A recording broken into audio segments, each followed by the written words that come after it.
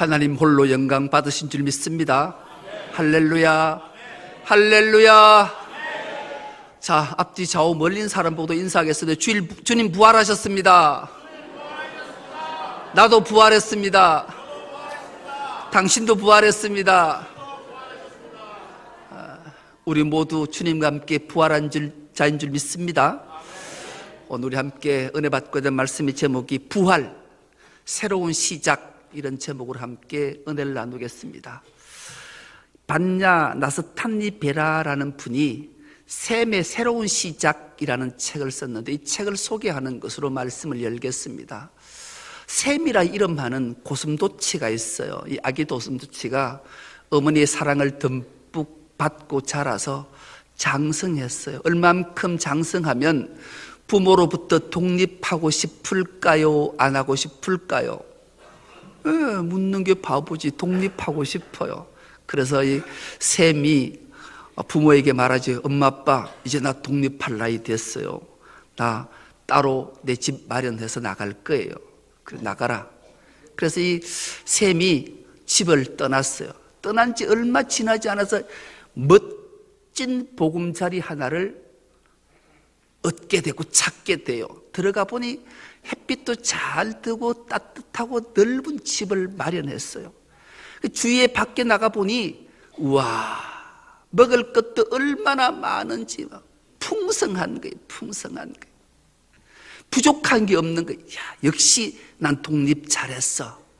기쁨을 안고 밤이 찾아왔어요. 그런데 그 밤에 아무도 없이 혼자 그 좋은 넓은 자리에 잠을 자자니 쓸쓸하고 외롭기 거지없는 거예요. 아무도 없기 때문이죠. 그래서 밖에 나가서 초롱초롱한 별빛을 바라보면서 소원을 빌었어요. 나도 친구 만나게 해달라.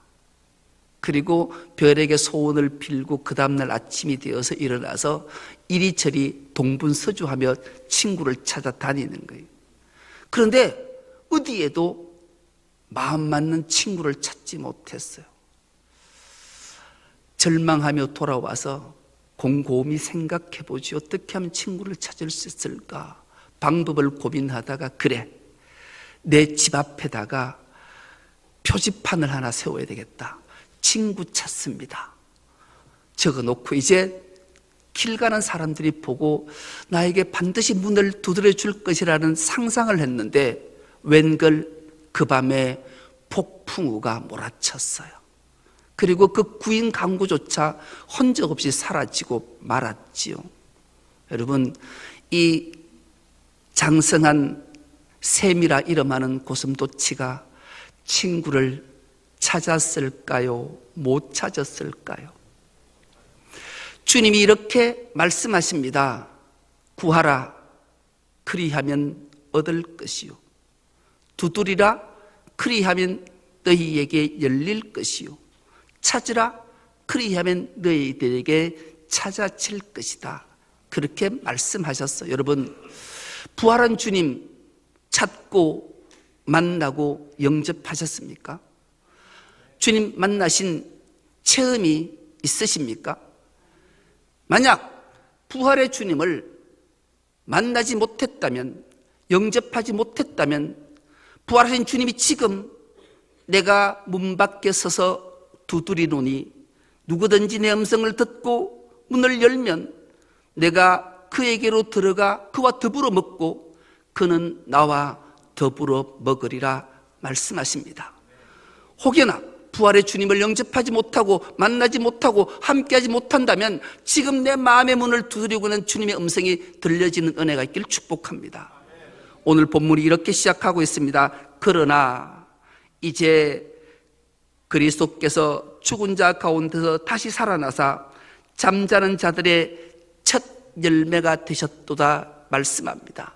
이 앞에 그러나라는 단어를 주목해 보는 거죠. 그러나라는 단어는 앞에 다른 내용이 있을 때 이어지는 단어예요. 도대체 앞에 어떤 내용이 있었는가 보니까 19절로 이렇게 말합니다. 만일 그리스도 안에서 우리가 바라는 것이 다만 이 세상의 삶뿐이면 모든 사람 가운데 우리가 더욱 불쌍한 자이리라. 여러분, 부활의 주님을 만나지 못하고 영접하지 못하고 함께 하지 못하면 세상의 소망을 두고 세상의 끝 바라보고 사니 가장 불쌍한 자가 된다. 여러분, 황금 같은 시간에 주님 앞에 나와 예배하는데 내가 부활의 주님과 함께하지 못하고 내가 부활의 영원한 생명을 얻지 못하는 확신의 믿음이 없다면 우린 불쌍한 자라는 거예요. 세상 사는 사람만 못하다는 거예요. 그래서 혹시나 여러분 마음속에 부활의 주님이 확신이 없다면 지금 우리의 마음문을 두드리는 주님의 음성이 들려지는 은혜가 있길 축복합니다. 그래야 돼요. 그 대표적인 인물이 오늘 본문을 기록하는 사도 바울이란 인물이에요. 사도 바울이 어떻게 자기가 예수를 만나고 어떻게 예수를 전가하게 됐는지를 자세하게 기록하는 고린도전서는 부활장이라고 별명이 붙여졌는데요. 오늘 우리가 읽지는 않았지만 고린도전서 15장 1절과 2절을 세 번역으로 우리가 한 목소리로 한번 함께 읽어보겠습니다. 시작. 형제 자매 여러분, 내가 여러분에게 전한 복음을 일깨워 드립니다. 여러분 그 복음을 전해 받았으며 또한 그 안에 서 있습니다. 내가 여러분에게 복음으로 전해드린 말씀을 헛되이 믿지 않고 그것을 굳게 잡고 있으면 그 복음을 통하여 여러분도 구원을 얻을 것입니다. 아멘. 여러분이 사도 바울의 일생을 알아요. 그는 부활한 예수를 믿지 않았어요. 오히려 예수를 믿는 자들을 박해했어요. 박해만 한 것이 아니라 예수를 전가하는 자를 잡아서 죽이기까지 한 자였어요. 그런데 그가 다메섹 도상에서 부활하신 주님을 만나자 그의 삶이 180도 바뀐 거예요. 자기 목숨을 걸고 예수를 전거하고 구원받은 자의 수를 날마다 더하기 위해 온통 심혈을 다 기울였던 자가 사도 바울이었던 거예요. 그래서 자신이 듣고 보고 한 것을 증언하는 거죠. 내가 예수에 대해서 들었다. 그리고 내가 예수를 봤다. 그리고 내가 예수를 경험했다. 여러분, 듣고 보고 만나고 경험하는 것이 얼마나 중요한지. 우리가 신앙생활 하면서 부활의 주님을 만나고 주님의 음성이 들려지고 믿음의 확신이 생길 때 우리는 얼마나 감격하는지 몰라요. 사도 바울은 이 확신이 그에게 있었기에 담대하게 구원 얻으라고 고린도 교인들에게 오늘 우리에게 권면하고 있는 거죠. 여러분, 사람이 십자가에 죽고 3일 만에 부활했다.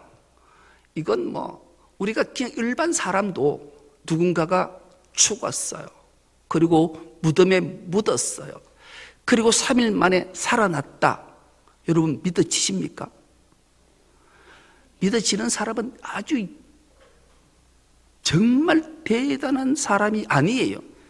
믿는 게 말이 돼요. 여러분, 제가 그런 일이 있었다고 소개했잖아요. 제가 처음 목회사역지를 처봉학원 무ля면 계단사리 1호 19번지 문양교회라는 곳에 부임을 냈어요. 네온 사인이라고는 십자가밖에 뿐인. 그래서 부임하고 첫 신방을 우리 안수 집사님 고추 따는데 바카스 사들고 갔잖아요. 갔는데 그 집사님이 아이고 도시형으로 생긴 목사가 이 초원에서 어째 살라고 그러니까 내가 오늘 아침에 그 밭둑에 송이를 2개 봐놨는데 가서 송이나 따서 이러는 거예요. 여러분, 밭둑에 송이가 난다 믿어지십니까? 왜요? 밭둑에 송이 나는 것도 안 믿어져요. 그래도 그 혹시나 안수 집사님이 목사에게 거짓말 할까 싶어서 올라갔어요. 밭둑에. 아무리 찾아도 없어요. 집사님 없는데요. 이래. 오늘 아침에 내가 텔레비전 바로 왔는데요. 그래서 올라오시더라고요. 근데 그분이 올라와서 송이를 풀섭을 덜신다. 이게 경상도 말인가? 덜신이 있었어요. 그 신기하잖아요. 그래서 목사들한테 가서 자랑을 했어요. 야, 봉화는 희한하다. 밭둑에 송이가 난다. 목사들이 믿었을까요? 안 믿었을까요? 안 믿었어요. 안 믿었어요. 이 거짓말쟁이가 된 거예요. 화가 났어요. 돌아왔어요. 그 다음 날 다시 밭둑에 올라갔어요. 송이가 3개가 있었어요. 그 자리에 앉아서 전화를 했어요. 가장 안 믿고 크게 소리 질렀던 목사님한테, 목사님, 밭둑에 송이 나는 거 날까요 안 날까? 안 난다겠죠. 오소. 부목사 하나를 데리고 왔더라고요. 와서 먼저 이곳이 밭둑인지 밭둑이 아닌지부터 말하소. 밭둑 맞다. 요 송이가 있어 없다 보소. 암만 찾아도 그것도 못 찾았어요. 그래서 내가 여기 인리더 하고 이렇게 해주니까 그만 이분이 그 송이를 3개 따서 다 가져가려면 못 가져가게 하고 자기 1개, 부목사 1개, 1개 내가 먹었어요. 여러분, 밭둑에 송이 나는 것도 안 믿어지는데 십자가에 못 박혀서 피와 물을 다 흘려주시고 죽은 모습을 보고 무덤에 들어가는 것까지 확인했어요. 그런데 3일 만에 살아났다? 어떻게 믿어지겠어요? 그런데 어떻게 사도 바울이 믿었을까요? 부활한 주님을 만났기 때문이에요. 가장 먼저는 내 여인이 그 무덤을 향해 올라가서 무덤 문이 열린 것을 확인하고 부활의 주님을 만났어요. 이 감격을 안고 제자들에게 다름질했어요. 가서 알렸어요. 제자들이 믿었을까요? 안 믿었을까요? 안 믿었어요. 부활한 주님이 내가 분명히 봤다 그랬음에도 믿지 않았어요. 그리고 그 모든 제자들은 예루살렘을 떠나서 각자의 처소로 각 고을로 각 마을로 숨어들었어요. 그런데 그 부활한 주님이 40일 동안 이 땅에 계시면서 제자들을 찾아가요. 가장 먼저 12제자들에게 자기 몸을 보이셨어요. 내가 영이 아니다. 나는 살과 뼈가 있다. 만져봐라. 부활의 주님 만난 제자들이 감격했어요. 이것으로 그치지 않았어요. 70제자를 만나주셨어요. 120제자를 만나주셨어요. 500제자까지 만나주셨어요. 그러니 엄청난 숫자가 부활한 주님 만났어요. 그리고 만삭 뛰어나지 못한 사도 바울에게까지 주님이 만나주신 거예요. 그러니 어느 날 예루살렘에 제자들이 하나둘씩 구름대처럼 몰려들어서 살아나신 부활한 주님을 전거하고 정문하기 시작한 거예요.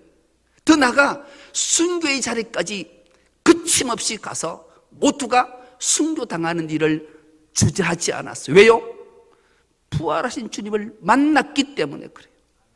우리도 부활하신 주님을 만나면 우리의 믿음과 신앙이 달라져요. 우리 입술이 파수꾼이 되는 거예요. 나팔수가 되는 거예요. 내가 부활의 주님을 만났다. 그 주님이 나를 부활시키셨다. 나에게 영원한 생명을 주셨다.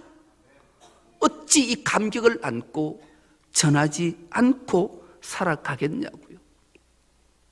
일평생 여성신학자로 예수님의 죽으심과 부활에 대해서 연구하던 여성신학자가 기막힌 말 한마디를 해요. 이 말은 누구나 할 수 있는 말이에요. 그런데도 그 말을 이 신학자의 말을 통해 듣자 생각의 전환이 생기게 되더라고. 이분이 뭐라고 말씀했는가?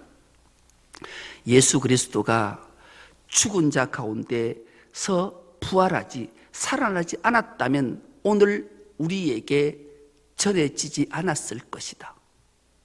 여러분, 이건 누구나 할 수 있는 말 아닌가요? 평범한 말인데 이 말에 얼마나 깊이가 있는지를 세부적으로 들어가 보면 그래요.